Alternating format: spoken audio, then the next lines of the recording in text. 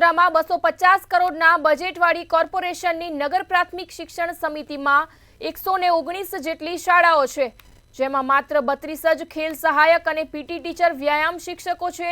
તો બીજી તરફ આ શાળાઓમાં મેદાનની વાત કરવામાં આવે તો 119 શાળાઓમાંથી માત્ર 12 જ શાળાઓમાં પોતાનું મેદાન છે। બાળકોના સર્વાંગી વિકાસમાં રમતગમતનું પણ ખૂબ મહત્વ રહેલું છે। કરોડો રૂપિયાનો ખર્ચ કરવા છતાં કોર્પોરેશન દ્વારા સંચાલિત અનેક શાળાઓ मैदान और व्यायाम शिक्षकों थी वंचित है।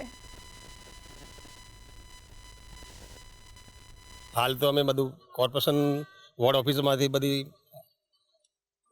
मैदान सरखू करावडावानी मांगणी करीने मैदान सरखू करावीने मारी शाळानुं मैदान बाळको रमी शके एना ए रीते सारूं तैयार कराव्युं छे।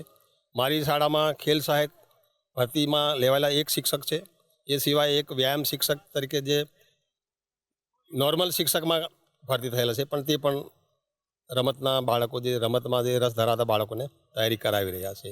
यस, ये बात साची है। बाळकना सर्वांगी विकास माटे रमतनुं मैदान है, व्यायाम शिक्षक है, ये बधी एनी जरूरियात है, प्राथमिक जरूरियात है।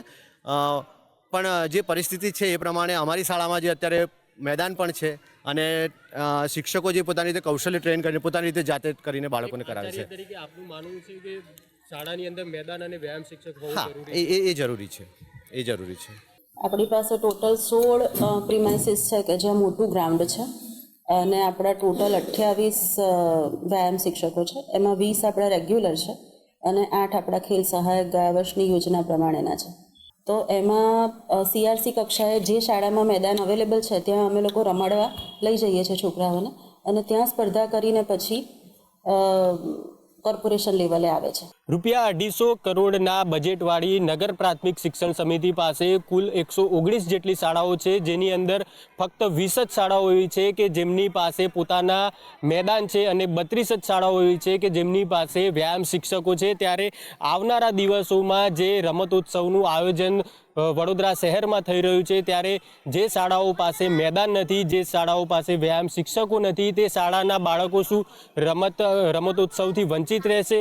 સૌથી મોટો સવાલ એ છે કે 250 કરોડનું આ બજેટ છે નગર પ્રાથમિક શિક્ષણ સમિતિ પાસે, તેમ છતાં આ શાળાઓ પાસે હજુ સુધી મેદાન નથી, વ્યાયામ શિક્ષકો નથી। તો આ 250 કરોડ રૂપિયા ક્યાં વાપરવામાં આવે છે તે સૌથી મોટો સવાલ છે। અને જે બાળકો રમતોત્સવથી અને રમતગમતથી વંચિત રહેશે તેના માટે જવાબદાર કોણ રહેશે તે પણ સૌથી મોટો સવાલ છે। કેમેરામેન કેતન સિંધે સાથે દર્શન ચૌધરી, મંતવ્ય ન્યૂઝ, વડોદરા।